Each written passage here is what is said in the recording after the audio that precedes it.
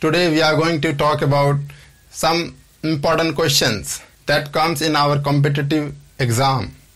In a previous video, I told you what is the growth and the development, the part of child development and pedagogy. So today we are going to discuss some questions which depends on that. So now one by one I will explain you all these questions. Child development and pedagogy, some important questions of CDP जो कि हमारे paper 1 and paper 2 में पूछे जाते हैं. सभी MCQs questions हैं. चलिए पहला क्वेश्चन देखते हैं. The first question is what that the word pedagogy means. यानी pedagogy का मतलब क्या है, क्या मीन समझते हैं आप. So pedagogy is another word for education. Means जैसे जिस तरह आप एजुकेशन को का मतलब समझते हैं तो यही समझ सकते हैं कि pedagogy is another word for use for the education. It means the education where we are going to provide the education. We are working as a profession in the schools or any institution where the education involved. Science of teaching, where the experiential learning, where we are teaching as a practical measurement or observation. Pedagogy is related to the social, critical, culturally responsive and scholastic. So we have 4 options. Perfect answer क्या है इसको हमें देना है. तो जो पहला A option है, टू गाइड द चाइल्ड, हम गाइड करते हैं चाइल्ड्स को. To lead the child. Third C, to educate the child. D, to understand the child. तो which one is the perfect answer?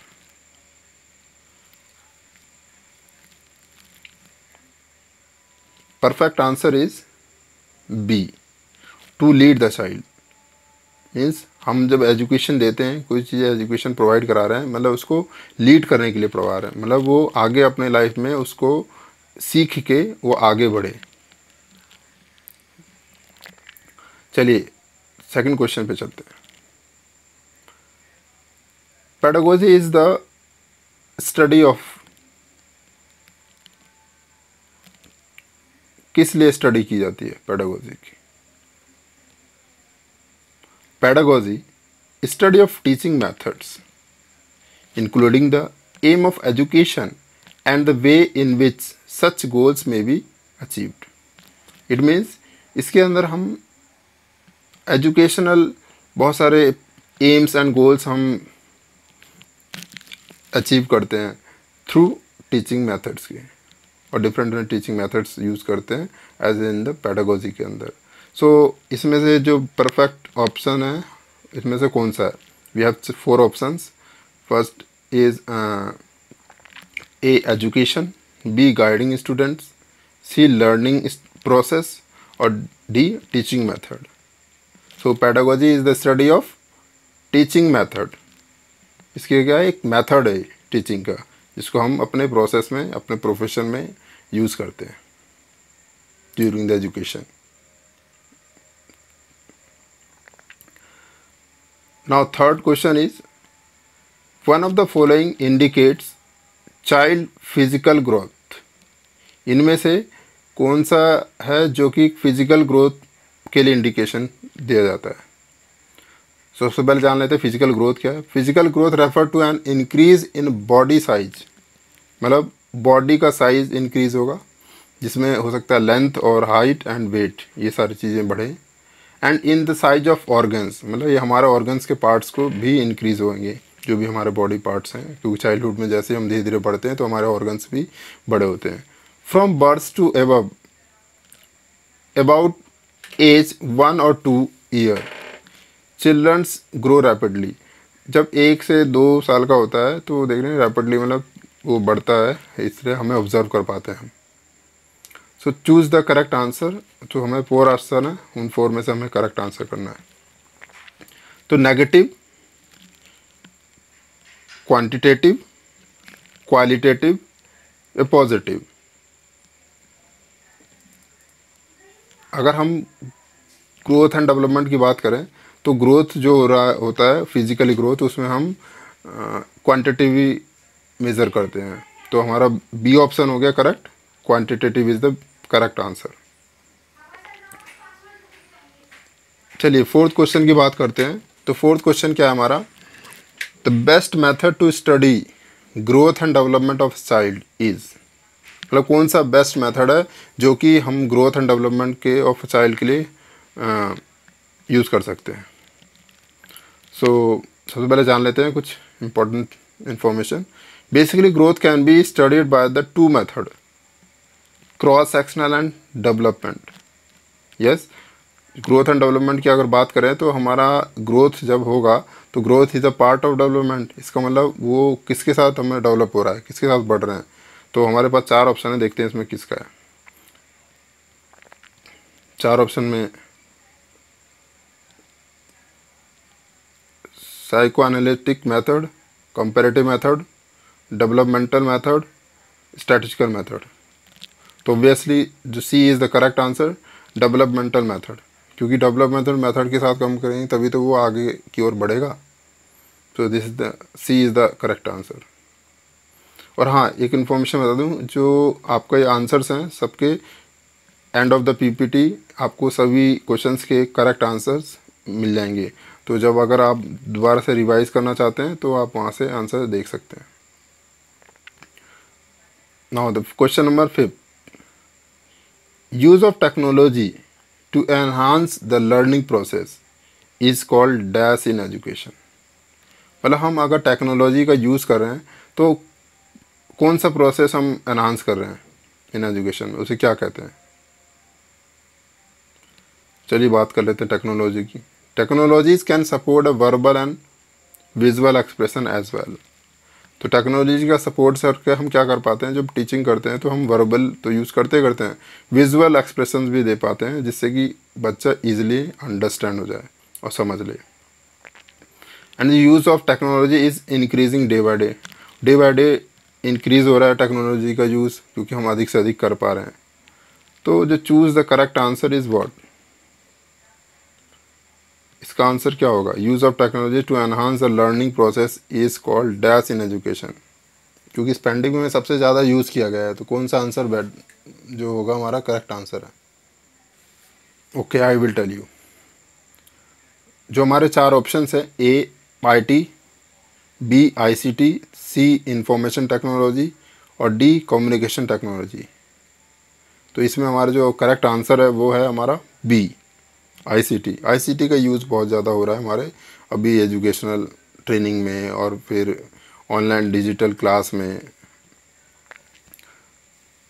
चलिए question number 6, individual learns from his own mistake, this statement is based on which learning theory. मतलब ये जो statement दिया गया है कि individual learns from his own mistake, वह अपनी गलती से सीखते हैं हर एक इंसान। तो ये स्टेटमेंट जो है कौन सी लर्निंग थ्योरी पर डिपेंड है। सबसे पहले जानते हैं कि लर्निंग थ्योरी क्या है।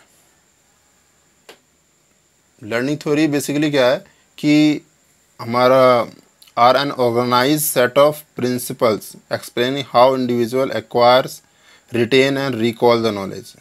मतलब किस तरह से हम अपने नॉलेज को एक्वायर करते हैं, गेन करते हैं और रिटेन किस तरह से उसको रिटेन करते हैं और रिकॉल मतलब किस तरह हम रिमेंबर करते हैं कि हमें प्रीवियस नॉलेज जो हमने लिया था उसको हम किस तरह से माइंड में रिमेंबर करते हैं और रिवाइज करते हैं।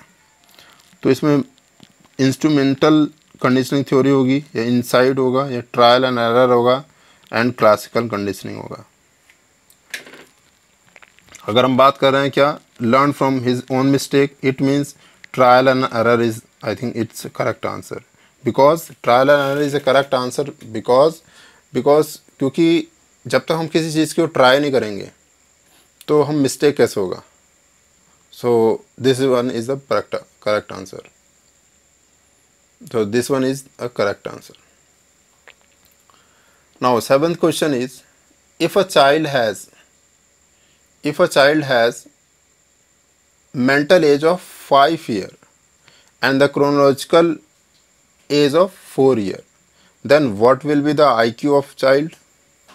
तो IQ क्या होगा चाइल्ड का, अगर उसका मेंटल एज है 5 ईयर है और क्रोनोलॉजिकल एज 4 ईयर्स है, तो इसका मतलब हमें क्या IQ कैलकुलेट करना है। तो first of all we know that what is IQ। So the IQ is a measurement of your intelligency and it express in a number. एक तरह से बेसिकली इंटेलिजेंसी चेक करने का एक मेथड है। IQ is an acronym for the intelligence question. Basically basic जो इसका full form है वो क्या है, intelligency question. So what is the formula of IQ। तो IQ is equal to mental age divided by physical age multiply by 100। तो हम easily calculate कर पाएंगे, क्योंकि मेंटल एज क्या 5 और क्रोनोलॉजिकल एज कितना 4। तो हम क्या करते हैं, कैलकुलेट कर लेते हैं, इसको यूज कर देते हैं। कितना है, ए ऑप्शन है 125, बी है 80 और सी है 120 और डी है 100, डी है 100।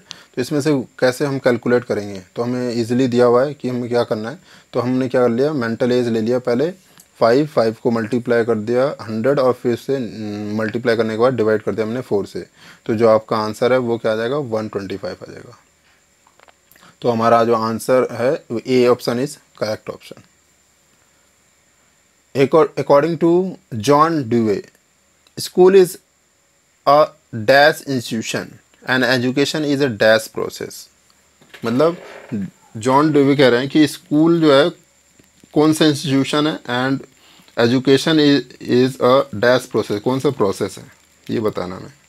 तो सबसे पहले हम जान लेते हैं, education prepares young people for entry into society and is thus a form of socialisation. Basically क्या है, हम जो एजुकेशन प्रोवाइड कराते हैं, जब हम एजुकेशन दे रहे होते हैं तो वो जो स्टूडेंट है या कोई भी पीपल है वो अवेयर होता है कि what is happening in their society. So socialised, तो वो डेवलप होता है, उसके अंदर नॉलेज बहुत सारी चीज़ें डेवलप होती हैं। Education is a social institution through which a society children are taught basic academic knowledge, yes, as well as basic academic knowledge, whatever they are studying in their class, about their subject also,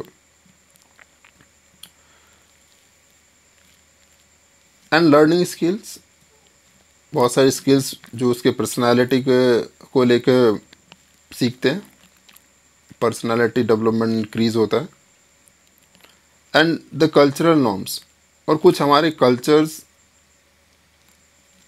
हैं जो भी हमारे traditional चलते आ रहे हैं, तो उसके related जो भी इंफॉर्मेशन है वो हम सीख पाते हैं through medium of education. We have 4 options, choose the correct one. A is a social, B is a social philosophical, C is a philosophical, D is environmental and psychological. Which one is the correct answer?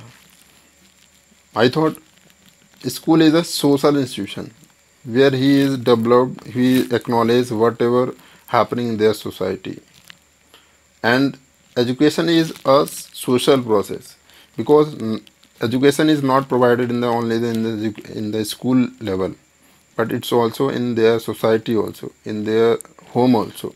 So I thought the social. So A is the correct option. Question number 9. Special education is related to, मतलब special education किसके related है, जिसमें कि हमें 4 options दिए हैं, इनमें से किसके रिलेटेड है। सबसे पहले जान लेते हैं स्पेशल एजुकेशन किसे कहते हैं। Special education is a form of learning provided to student with exceptional need such as student with learning disabilities और मेंटल चैलेंजेस। इट मीन्स कि जैसे कि हम लोग बीएड में स्टडी करते हैं तो उसमें हम लोग क्या करते हैं कि नॉर्मल एक बीएड होता है जो हम एजुकेशन के लिए अपने परफॉर्मेंस के लिए या अपने टीचिंग के मेथड के लिए यूज़ करते हैं एज ए डिग्री। बट उसी में एक है ना बीएड होता है जो स्पेशल एजुकेटर होता है, जिसमें कि उन्हें इस तरह से ट्रेनिंग दी जाती है कि जो भी बच्चे हैं एक्सेप्शनल है, मतलब उनके अंदर कोई ना कोई डिसेबिलिटीज़ हैं उसको किस तरह से आपको फेस करना है, उसको किस तरह से आपको एजुकेट करना है, उसके लिए हमें ट्रेनिंग दी जाती है। तो मेरे 4 ऑप्शन है, इन 4 ऑप्शन में बेस्ट कौन सा है और करेक्ट कौन सा है देखते हैं। Educational for the talented student, educational programme for disable, training programme for teachers and training programme for retarded. तो I think which one is the correct answer. I thought disabilities की बात हो रही है तो इसका मतलब इसका जो आंसर होना चाहिए वो मेरे अंदाज से ट्रेनिंग के माध्यम से, तो educational programmes for disable, this programme for the disable person who has some disabilities. So B is the correct answer. Question number 10 की बात करें तो according to John Dewey school must prepare students for, मतलब school को students को prepare करने के लिए करना चाहिए, किसके लिए? एवरीबडी आई थिंक नोज किसके लिए करना चाहिए। चलिए जान लेते हैं स्कूल का एनवायरनमेंट क्या है। School environment offer the student the opportunity to learn to work with others and which is very important in a real world skill. ये बहुत ज़रूरी है और बहुत इम्पॉर्टेंट है कि आज की डेट में कि किस तरह से स्टूडेंट अपने आप को लोगों के सामने प्रेजेंट करता है।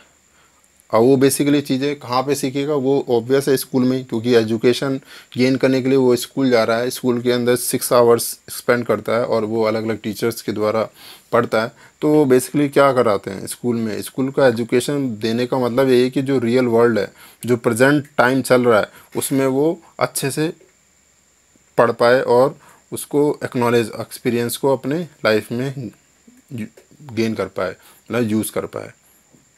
तो जो 4 ऑप्शंस हैं, पहला क्या है, research, future life, present life और entrepreneurship. I thought C is the correct answer for the present life. हम प्रेजेंट लाइफ को किस तरह से जीना है, किस तरह से अपने आप को ग्रो करना है, वो हम सिखाते हैं। Student, there is interesting or not, keep watching me and keep watching this video for the another some important questions which is very important for your competitive exam. So don't pause it. What type of evaluation identifies learning deficiencies and difficulties of learner? मतलब जो evaluation करते हैं, हम identify करते हैं, तो उसमें learning deficiency and the difficulties of the learner क्या होते हैं, किस तरह की होती हैं। तो अगर हम बात करें इसमें intelligence test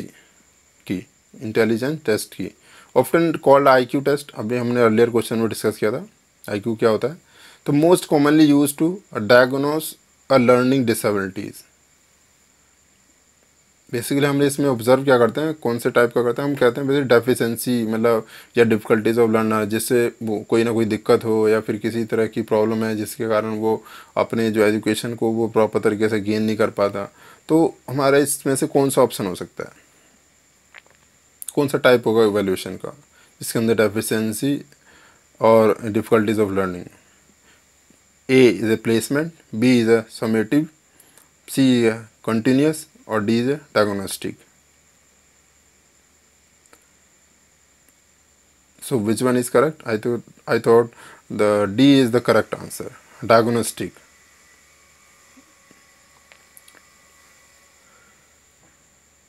Now 12th question is, as people grow older, the dash of learning declines. As people grow, जैसे पीपल ग्रो हो रहा है, ओल्डर हो रहा है, तो the dash of learning decline, कौन सी जो है वो लर्निंग जो है स्किल है वो डिक्लाइन होने लगती है, मतलब घटने लगती है। तो सबसे पहले बात करते हैं एज क्या है। Age often associated with the decline in the cognitive disability that are important for maintaining the functional independence such as a learning new skills. इसका मतलब ये है कि एज के जैसे जैसे हमें बढ़ती जाती है तो हमारे क्या है, जो हमारी एबिलिटीज़ हैं, जो भी हमारी क्षमताएं हैं इंडिपेंडेंटली करने की, वो हमारी धीरे धीरे डिक्लाइन होने लगती है। जो लर्निंग न्यू स्किल्स है वो नहीं हो पाती हैं, उस लेवल में हम नहीं कर पाते हैं। तो चूज़ द करेक्ट वन। इसमें से करेक्ट आंसर क्या होगा? We have 4 options. So A is power, B is speed, 3 is quality and D is quantity. Obvious है, पावर तो होगी क्योंकि वो अलाइव है, बी स्पीड और सी क्वालिटी भी होगी और क्वांटिटेटिव भी होगी। बट एक स्पीड जो है ना, बी जो ऑप्शन है वो हमारा क्या होगा, वो डिक्लाइन होने लगेगा। हाँ, कर पाएंगे, हम सारी चीज़ें कर पाएंगे, बट हम धीरे धीरे करने लगते हैं। तो ये B is the correct answer, is speed. बात करें 13 क्वेश्चन की, तो both the chronological age and the mental age of a people is 7 year, he may be classified into which category. अगर mental age of people is 7 year का है तो वो किस कैटेगरी में क्लासीफाई किया जाता है? सो सबसे पहले पता कर लेते हैं व्हाट इज मेंटल एज। तो mental as is based on your intellectual development, while chronological age is based on the calendar date on which you were born। मतलब मेंटल मतलब हमारा जो डेवलपमेंट हो रहा है उसके बेसिस पे, और जो क्रोनोलॉजिकल एज जो है वो हमारा जो कैलेंडर में फिक्स होता है। जैसे कहते हैं ना, इस दिन मेरा जन्म हुआ था, इस दिन मेरा बर्थडे मनाया जाता है। If your chronological age and the mental age are the same, अगर आपका क्रोनोलॉजिकल एज और मेंटल एज सेम है, दोनों बराबर है, then you are said to be average intelligency. मतलब आपका जो इंटेलिजेंसी रेट है वो एवरेज है। तो इस केस में हम किस कैटेगरी में डाला जाए? Below normal intelligency, below normal मतलब बहुत नीचे, ये नहीं, I thought this one is not correct. B is a normal intelligency, C is a superior intelligency and G is genuine. I thought where the chronological age and mental age is equal, so it's a average intelligence means normal, जो regular चल रहा है। so B is the correct answer, normal intelligence। question number 14, which one of the following is not taken into the consideration while preparing the blueprint for a test। मतलब हम कोई question paper या कोई चीज़ें evaluation के लिए हम अगर तैयार करते हैं तो सबसे पहले उसका ब्लू प्रिंट बनाते हैं टेस्ट का, कि कितने कैसे कैसे किया डिवीज़न करना है और क्या क्या चीज़ें इसके अंदर मेंशन करनी है। सो देख लेते हैं what is blueprint. Blueprint is a guide for making something, it is a design और pattern that can be followed, कि हम किस तरह से उसको आगे प्रिपेयर करना है, उसके लिए एक गाइडलाइंस होती है, एक डिज़ाइन बना होता है, एक पैटर्न होता है, मतलब बेसिकली। तो 4 ऑप्शंस हैं, which one is correct? A is topic, B is instructional objective and C is form of questions and D is teaching time. So which one is correct? I thought blueprint की बात हो रही है, तो इसका मतलब अगर हम इसमें बनाते हैं तो इसमें से जो ऑप्शन है, टॉपिक का भी उसमें इन्वॉल्वमेंट होता है, इंस्ट्रक्शनल ऑब्जेक्टिव भी होते हैं, क्या क्या इंस्ट्रक्शंस आपको ध्यान रखने हैं, और फॉर्म्स ऑफ क्वेश्चंस भी होते हैं, किस फॉर्म में क्वेश्चन देने हैं। तो 1D इस टॉपिक जो है वो इन्वॉल्व नहीं होता, टीचिंग टाइम नहीं होता उसमें। So D is the correct answer, teaching time. 15, psychology is a, psychology क्या है? सबसे पहले जानते हैं साइकोलॉजी क्या है भाई। Psychology is the scientific duty of a mind. Psychology क्या है? Scientific duty of a mind and behaviour according to the American psychological association के द्वारा ये बताया गया है कि जो साइकोलॉजी है ना वो हमारे एक साइंटिफिक स्टडी है of a mind and behaviour. हमारा माइंड और बिहेवियर का एक साइंटिफिक स्टडी किया गया है, उसको साइकोलॉजी कहते हैं। तो 4 ऑप्शंस हैं, इसका मतलब कौन सा करेक्ट है? साइंस ऑफ सोल, नहीं, सोल के तो हो नहीं सकता। Science of mind, science of consciousness, science of behaviour. So which one is correct? So अभी हमने ऊपर क्वेश्चन में भी पढ़ा और उसका मतलब भी समझा, तो I thought it's correct answer is science of mind. Science of mind is a correct answer, मतलब B option is correct. Question number 16, what is the stage from 2 to 6 year called? जो 2 से 6 ईयर के जो stage है उसको क्या कहते हैं, कौन सा स्टेज कहते हैं? It is a point, period और स्टेप इन द प्रोसेस और डेवलपमेंट. ऑब्वियस है, जो प्रोसेस है डेवलपमेंट का, उसमें किसी ना किसी पॉइंट पे बात करते हैं, कोई ना कोई पीरियड फिक्स होता है और एक स्टेप है, बिकॉज स्टेप बाय स्टेप ही हमारा डेवलपमेंट होता है, कोई भी प्रोसेस स्टेप बाय स्टेप आगे चलता है. तो which one is correct answer? जो स्टेज है, कौन सा स्टेज इसमें से होगा? Pre childhood? नो, इसमें अर्ली चाइल्डहुड हो गया, बहुत ही जैसे जन्म ले रहा है. इन्फेंसी? व्हेन आफ्टर बर्थ, मतलब बर्थ के कुछ दिन बाद, कुछ ईयर बाद ये इन्फेंसी पीरियड स्टार्ट हो जाता है. थर्ड, लेटर चाइल्डहुड, चाइल्डहुड से पहले? नो, ये भी नहीं हो सकता. अब बात कर रहे हैं नेक्स्ट, जो लास्ट है, preadolescence. Everybody knows preadolescence किसे कहते हैं, एडोलेसेंट पीरियड सबको पता है. तो हमने जाना कि जो प्री चाइल्डहुड मतलब जन्म लेने के बाद, इन्फेंसी जन्म लेने से मतलब जैसे बर्थ रहता है उस समय का टाइम पीरियड है. तो लेटर चाइल्डहुड मतलब चाइल्डहुड 7 ईयर्स 9 ईयर्स के अराउंड, और फिर प्री एडोलेसेंट मतलब before 16, around 15-14 year. So answer correct is pre childhood. A is option is a correct answer. Question number 17 की बात करें तो teacher studies प्यूपिल groups behaviour mainly by which of the following method? मतलब जो teacher studies प्यूपिल group of behaviour, मतलब किस तरह, कौन से बिहेवियर का, किस तरह टाइप के बिहेवियर का किस मेथड से करते हैं. तो कौन सा मेथड इसमें यूज़ करते हैं बेसिकली, तो जान लेते हैं. The people sit together in the class.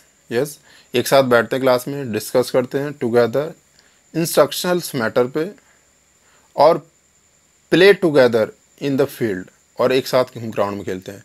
इसका मतलब हमें समझ में आ रहा है कि ग्रुप की बात हो रही है, मतलब जहाँ पे मल्टीपल नंबर ऑफ पीपल्स या फिर नंबर ऑफ स्टूडेंट्स बैठे रहते हैं.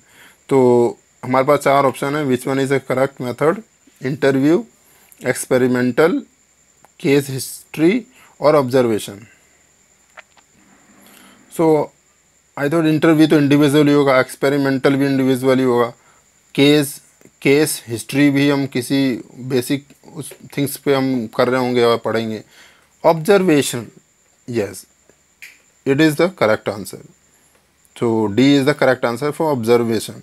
ऑब्जर्वेशन करते हैं जब हम एक साथ बैठते हैं क्लास में, तो हम ऑल टुगेदर बैठ के, क्लास हो गया, डिस्कशन हो गया, या फिर कोई प्ले करते हैं या फिर कुछ, तो ऑब्जर्व करते हैं इसमें. Question number 18, which one doesn't indicate child's emotion? इसमें से हम कौन सा जो है वो चाइल्ड इमोशन को इंडिकेट नहीं करता? सबसे पहले जान लें चिल्ड्रन गेट्स एंग्री, यस, ये भी इमोशन है. सैड, फ्रस्ट्रेटेड, नर्वस, हैप्पी और embarrassed, but they often do not have the word to talk about how they are feeling. मतलब वो नहीं फिर करते हैं कि नहीं, हाँ किस तरह से बात करना है या क्या फील कर रहे हैं, ये नहीं उन्हें एक्नॉलेज होता है. तो हमारे पास जो 4 ऑप्शंस हैं, उन 4 ऑप्शंस में कौन सा इसका करेक्ट होगा, कि इसमें से कौन सा नहीं है जो कि हमारा चाइल्ड इमोशंस इंडिकेट करते हैं? प्लेजर,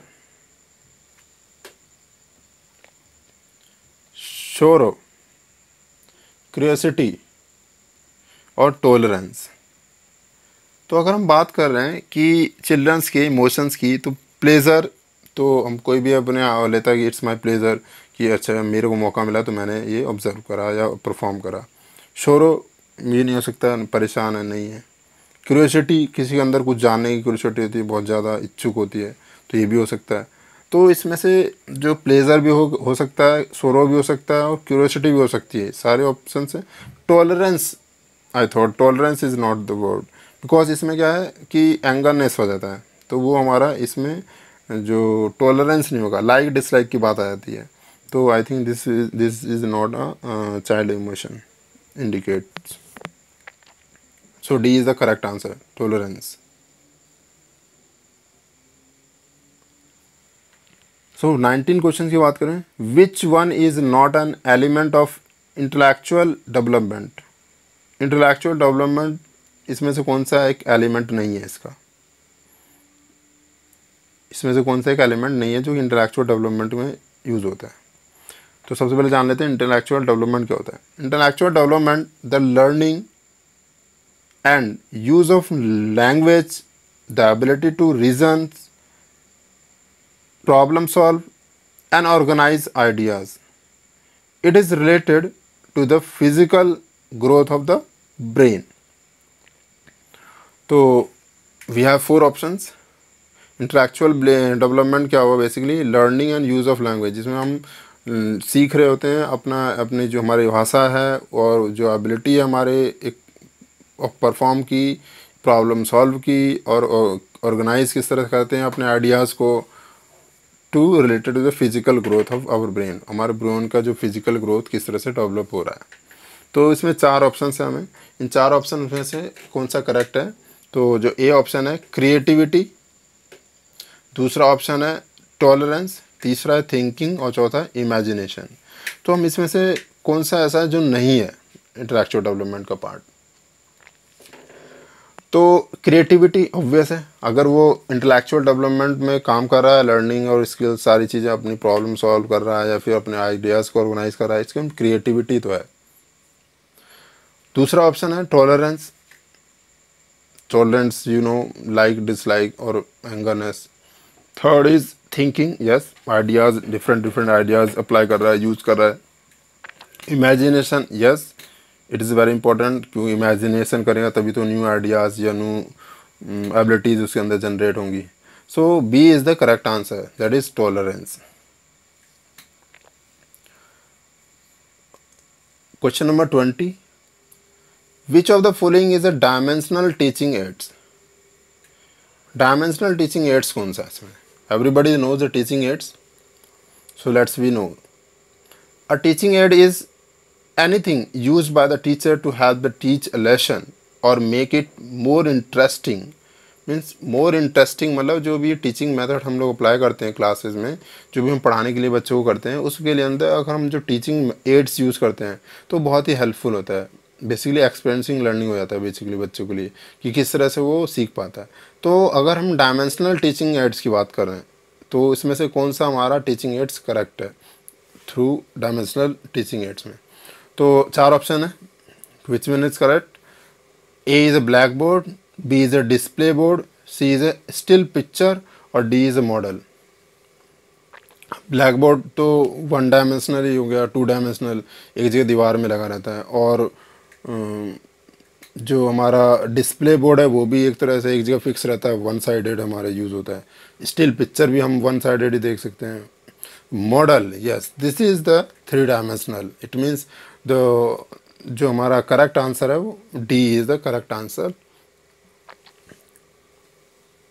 सो जो भी हमने क्वेश्चन डिस्कस करें, इन क्वेश्चंस के आंसर्स जो है आपको एक बार मैं लास्ट वीडियो के स्लाइड के एंड होने के बाद आपको मैं दे दूंगा, जिसके बाद कि आप जब दोबारा प्रैक्टिस करें तो आप यहाँ से अपना एक करेक्ट आंसर जो है क्वेश्चंस का वो आप देख सकते हैं।